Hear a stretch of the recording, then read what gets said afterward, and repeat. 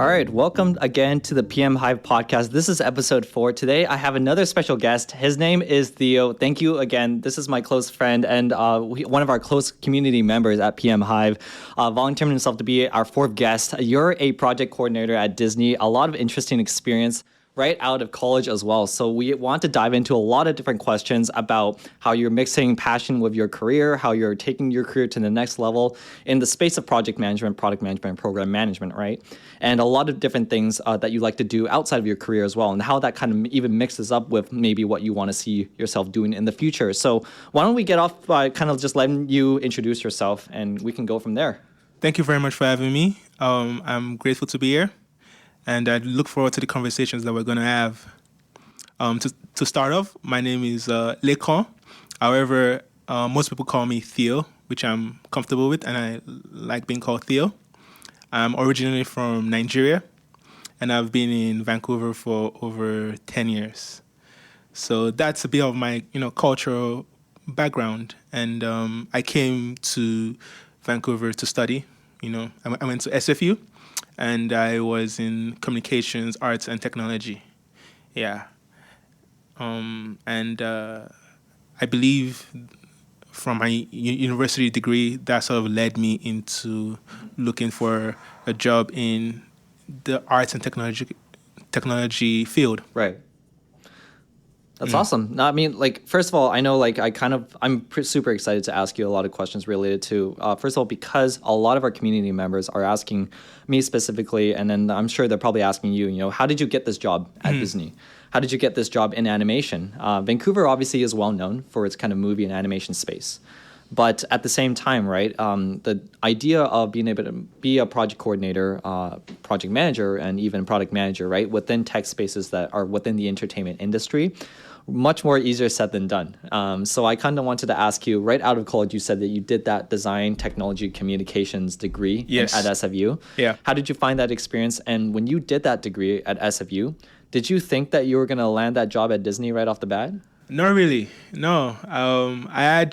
When I graduated during COVID. So I wasn't very hopeful for a lot of things. But when I graduated, I actually had a photography business with a friend. And I was taking wedding photographs. But at that time, it didn't seem stable. And it wasn't really where I envisioned. I envisioned working on big design and art projects. That's something that I'd always imagined myself being part of from a very young age. And I remember looking for jobs in design and art, technology. I know it's very vague, but it's also quite broad because it encompasses so many different fields. Yes. Mm-hmm. And I came across a job posting to work at Disney's VFX studio called Industrial Light and Magic. And I applied to it, just like, whatever, I'm not qualified, I'm just coming out of university. And I applied to the job and, I got an interview, And I remember being in the interview with the people that were, sort of interviewing me. And they asked me when my birthday was. And I said, May 4th. Right? That's true. Yeah. So Industrial Light and Magic is a company that has made visual effects for Star Wars. That's right? awesome. Yeah. So May 4th for them is like a big day. Yeah. Right? Yeah. So we all nerded out about May 4th. And the entire interview seemed to be revolved around May 4th. That's so cool. And I think I was hired not because of my competence initially, but because of my birthday. So it was a luck, But I started off, as a PA, as a production assistant, and then I'm just slowly working my way up. Awesome. Okay, so that gives us a little bit of background and context. Yeah. At the same time, I have a lot of questions related more, I guess, on the higher level of where you kind of see yourself and your career down the road. Mm-hmm. But before I get into that, I wanted to also ask you, when you started off your PA production assistant job, right? Yeah. What kind of that entailed on a day-to-day basis? What did you do at work? And did you feel like, at least initially, you're going to be able to touch more of the production coordination and all that sort of stuff? Or you were kind of like, just get my head in the door and then see what happens after? Yeah, that was my mindset initially, get my at the door, get my foot in the door, and then see what happens. But over the course of just being in the environment, the visual effects environment, I sort of felt more drawn towards the production and management side of things. Because in visual effects, it's artistic based, right? But it's also tech based as well. So you can either go into the artist side of things, the tech side of things, or the management side of things. And I just felt my skills were better utilized in the management side of things. So that was, so that was sort of the route I felt drawn towards, you know. And being a PA, you're exposed to different facets of the industry. Right. PAs usually are the backbones of the entire project. Yeah. They're usually the ones that sort of, they have the potential to sort of set the mood, right? So usually they're quite optimistic people who are, just jolly to be there and just say a good vibe, and they're always available for everyone. And you sort of have to be a jack of all trades where you can do anything and you're trying to learn everything, and then eventually find, yourself, and then they might direct you towards a coordinator, and then, So actually very relatable is when I first got my foot in the door of product management, my mentor at the time said that be adequate enough to have even a very, very junior product management role, because the idea is to become a fly in the meetings, get your foot in the door, and to learn the ropes of the fundamentals. And I'm sure that kind of applies in project coordination, production as well. Yes. And eventually, and this is great because, large companies like Disney and large companies in big tech like Microsoft, Amazon, Google, they have kind of what they call rotational programs, similar to maybe Disney, in which like you can pick a specific field of art, tech, or management. I believe that's what you mentioned. Very similar because when you go into big tech, you have the opportunity to kind of explore around a little bit. Yes. Maybe network around with different people from different spaces. And I'm sure that's kind of like the same thing where you got to realize like, okay, you had this opportunity to focus in a specific field and a niche. And do you feel like when you chose management, you were going for that niche of like eventually you want to become some sort of project manager, right? Yeah. Yes. 100%. I mean, it's a natural progression to start as a PA into other higher levels of production management.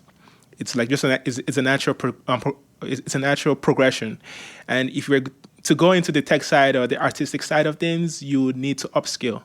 But there are sort of programs that can help you upskill, and So I guess my next question is, once you're, while you're becoming, you're going into this path of becoming a project coordinator and then going down the road of eventually becoming a project manager within the VFX field, do you have aspirations to eventually go deeper into that and like look into like a whole career into animations or stuff?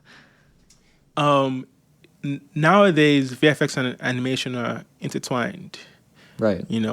So a lot of visual effects workflow, animation is involved in it. It's a big part of it. So I think if you work in VFX, you're gonna work with animation as well, right? It's not necessarily that different, to be honest. There's a lot of converging elements. That's pretty cool. Yeah.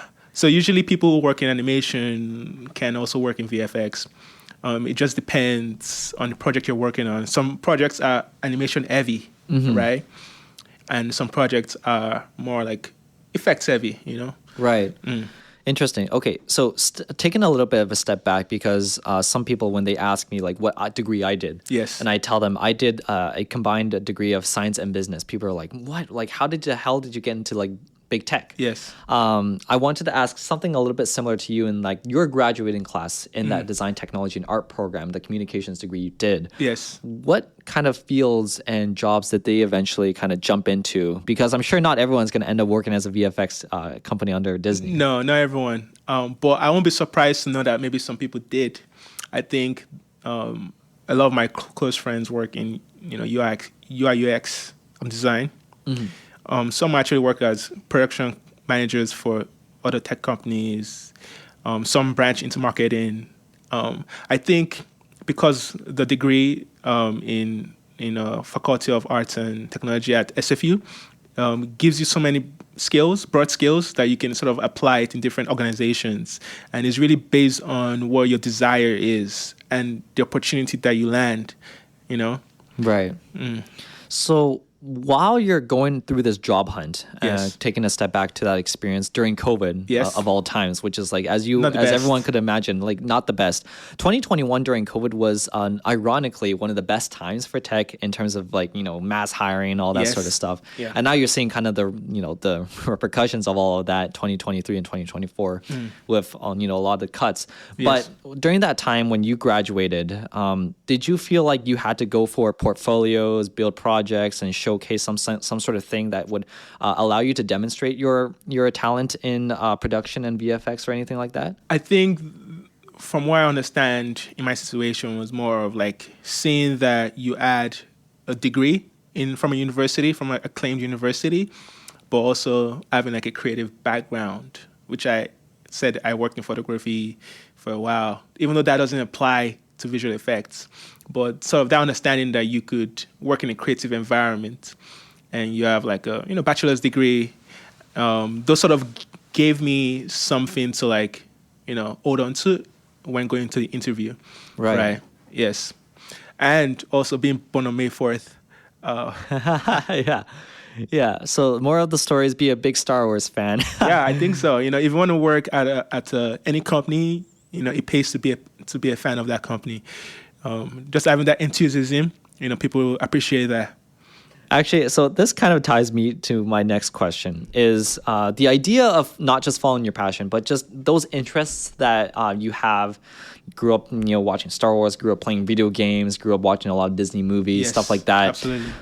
There's always this kind of notion, and this is obviously doesn't apply to everyone, right? So I'm kind of just speaking subjectively about myself, is that I find that sometimes people are very obsessed with wanting to go down a passion-related field that has very close ties to their nostalgic childhoods. Like, oh, I played this video game, I watched this Disney movie, now I want to get this job in this field because I'm so passionate about it. But once they get to that job, it's not about the interests anymore. It's about if you're willing to actually do the job correctly and how much value you provide in the market, right? Like, how can you do the job actually correctly? How much value do you have in the workplace? Do you fit well with your colleagues and everything?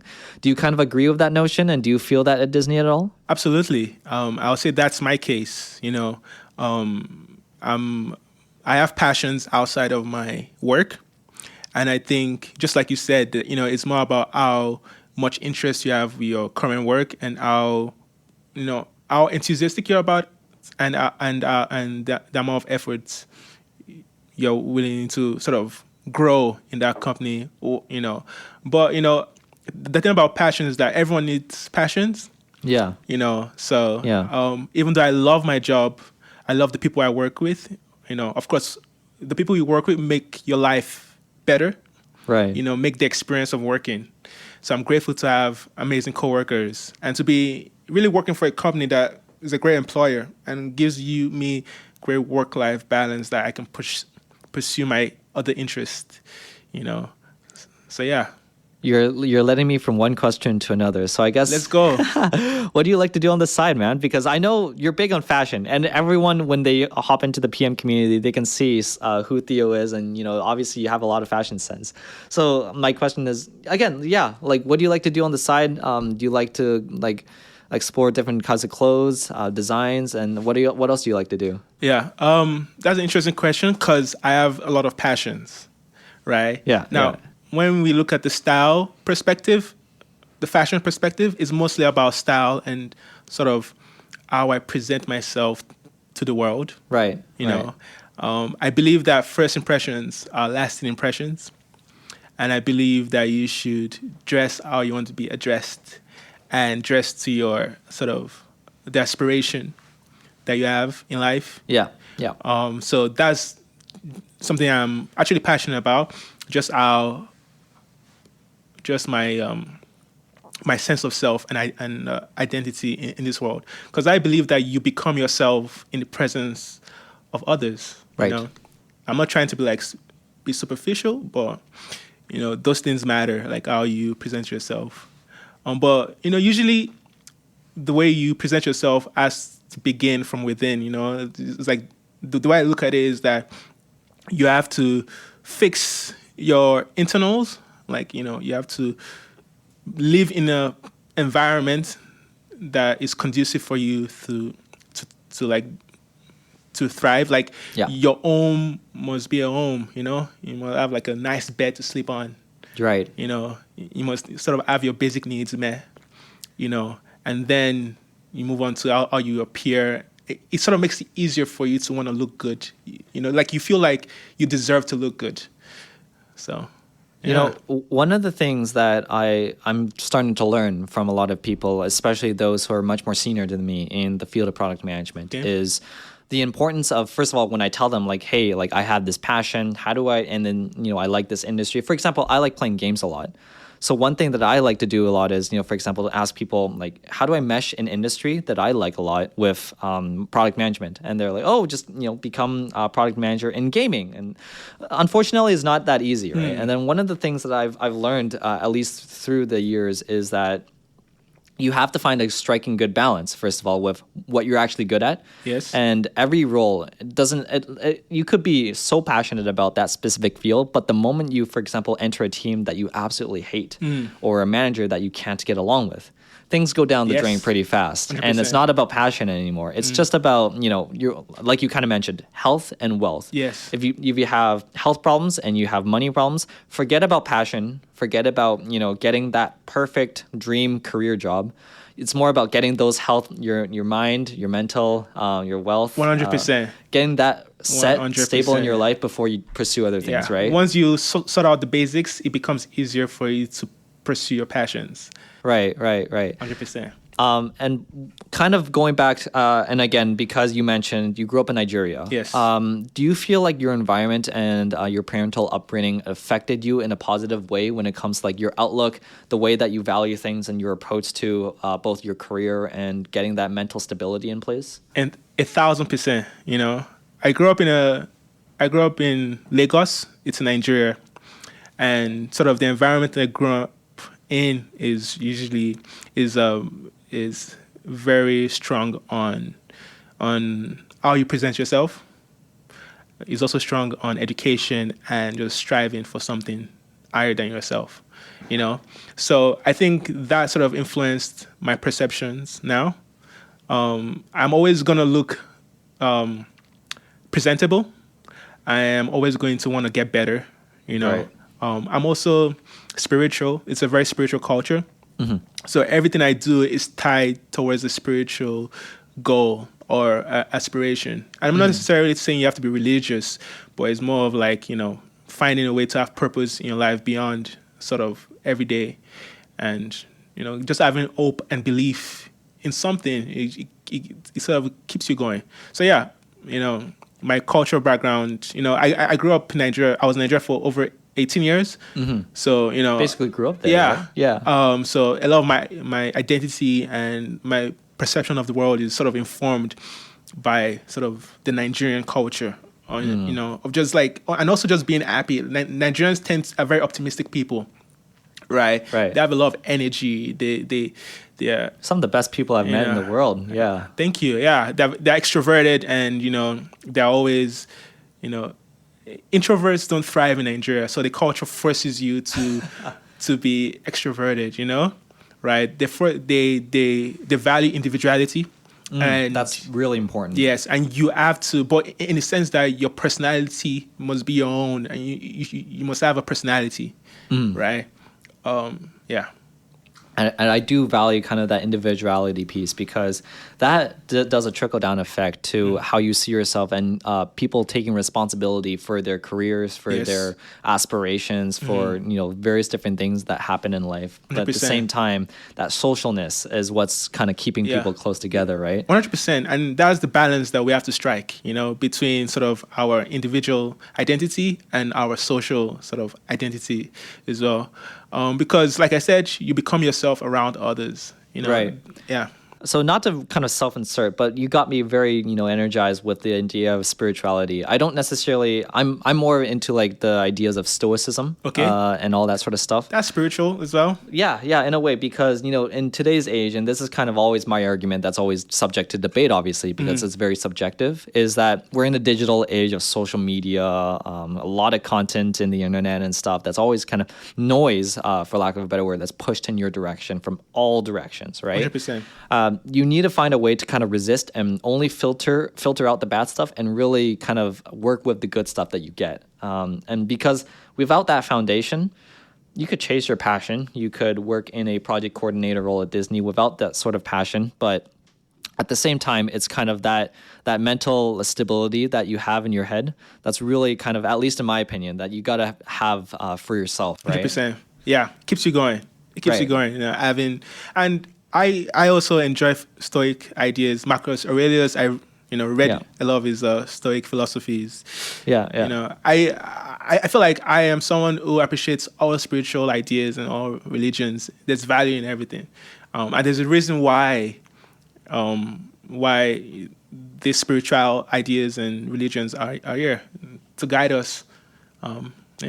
Yeah, absolutely. All right. Well, I guess not to deviate too much because Okay. I still want to ask a few questions related to your career.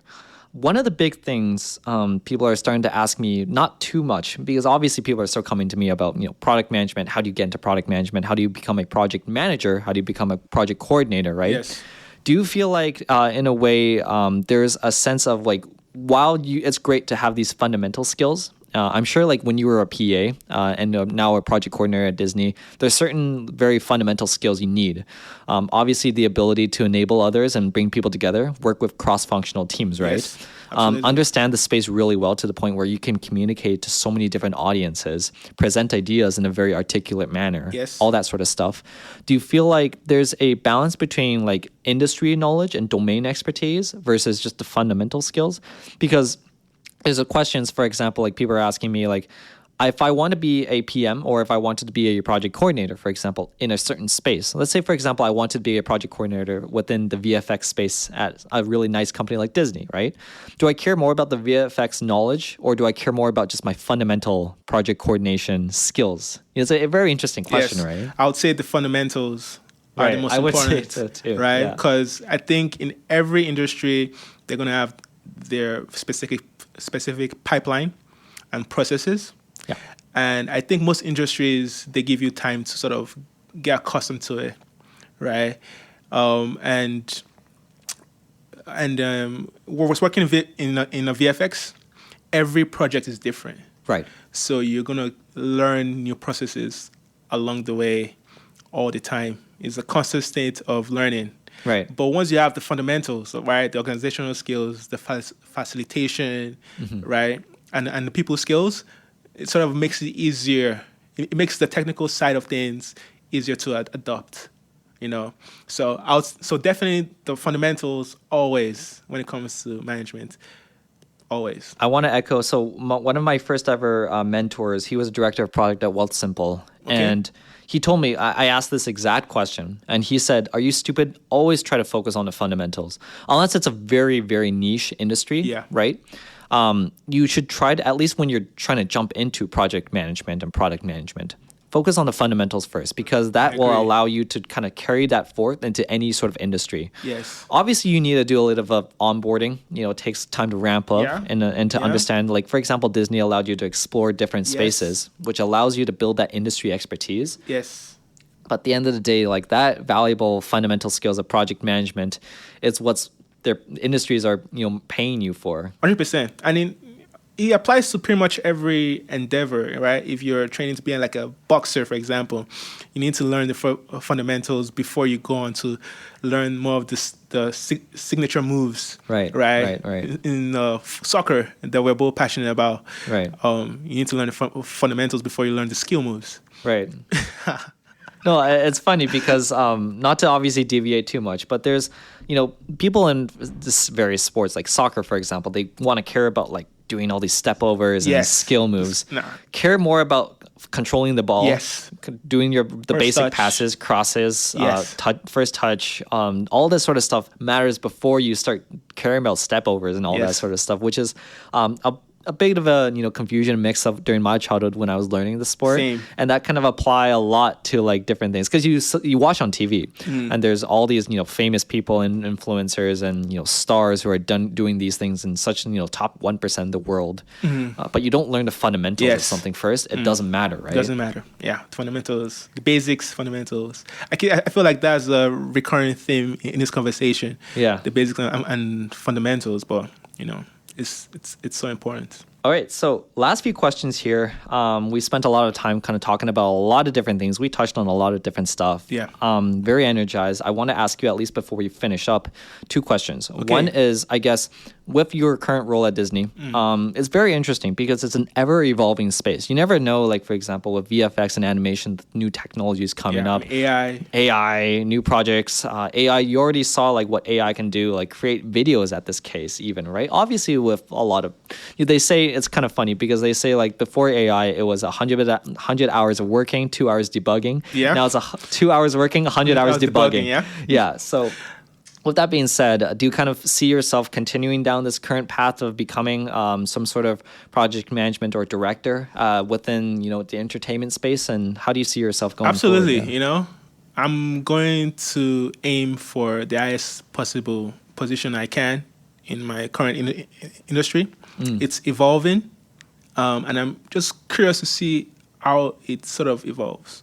Because like you said, AI is a new tool that we're going to be incorporating. So that how that affect the position I am in. That's something that I still need to look out for. But yeah, my goal is to charge right through it, gain as much experience, work with as many great artists as I possibly can, and just get better. That's actually to your point. I know I said 2 more questions, but I'm going to add one more in there. Definitely. Let's go. I'm pretty excited about this because I don't get asked this often, but I'm actually more curious myself. When people are passionate about a certain thing, like for example, we know someone who was part of an indie punk rock band for 10 years. Yeah. And, various different things. You get energized with the end vision of something, but suffering through the whole like duration of actually going through the motions of doing stuff, that's a whole different challenge, right? And you have to be passionate enough, and you have to, in my opinion, you have to validate your passion by being willing to do that. So for your sake, for example, being project coordinator at Disney it's cool, right? Like it's a cool company, cool title, it's a cool industry. Yes. But the work itself sometimes isn't as fun. And I'm sure, I don't know if you disagree or agree or not. And you have to be willing to experience the pains of that project or the pains of that role in order to also experience the good times of that role, right? Yeah, man. It's every project becomes your baby. Right. Once it's realized, and of course, having that correlation with between sort of conceiving a child is probably not as enjoyable, but once you have that child, it's everything, and I would say the same. A project might have difficulties, and there might be some stress to it. Pull your hair out. Pull your hair out. Be very difficult to conceive in reality. Yeah. But once project comes and you see how amazing it turns out, and now people love the work and appreciate it. It's I can't really describe it fully. I've tried to describe it, but it's something that you have to experience, and that's why people love it. People just love conceiving a project that's taking so much blood, sweat, and tears. Right. Especially the blood part. It really matters, right? It's one of a kind, like to create it, to create something into the world, because we tend to consume a lot, right? But being part of the producers it's a different type of joy. Oh man. So one of my dad always kind of says is like, if, when I was picking product management in big tech, and I said, yeah, it's like a lot of stakeholder management at the end of the day. Like there's a lot of requirements, there's a lot of stress, and you got to pull your hair out by like the second week. And he said, if you got to be willing to experience the lows of this job in order to experience the highs, right? 100%. Makes it better. Yeah, for sure. All right. So last question for you before you wrap up this podcast. Okay. It's been very energizing. For all the listeners, and this is kind of the very similar pattern of questions I keep asking all my guests is, do you have any advice or recommendations on those who want to become a sort of like, in your shoes, a project coordinator or a project manager within the tech or entertainment space? Because while I've asked these, the same question for folks in the tech space, you're a little bit different because you're in the entertainment space, and it's a different set of responsibilities, very obviously similar, but a little bit of different in terms of like the type of work you're touching, which is what's interesting about it. I would say if you've never worked in the industry before, there might be a bit of gatekeeping. So you might have to really try to understand what your intentions are coming into this industry, because you might need to start from a maybe lower position and then have to work your way up. Right.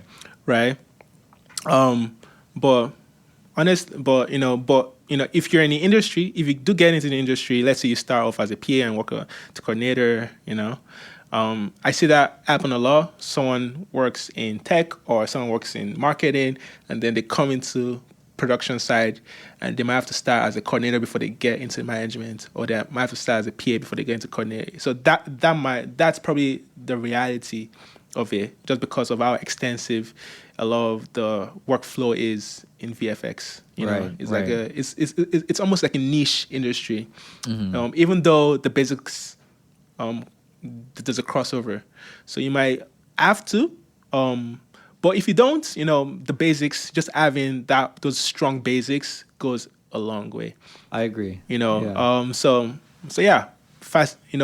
Being good at stakeholder management, being good with people, learning how to motivate people, right? Because you're probably going to work with the artist, and artists are artists, right? So you have to be able to speak their language and motivate them and get them to work for the project, right? And just being a good leader in general. I have good leadership skills. So this very similar to what I've heard from game producers as well, because artists, right, they have their own needs and they want things to look certain ways, yes. But things have to strike a balance between what's actually needed from, for example, requirements standpoint versus like what people want. And at the same time, it's interesting because this whole chicken and egg problem affects a lot of tech PMs in the space, right? It's a little bit gatekept. You have to kind of start from scratch a little bit. But the fundamental skills is always something that sometimes people deviate from, and you need to really focus on those foundational PM skills. Yeah.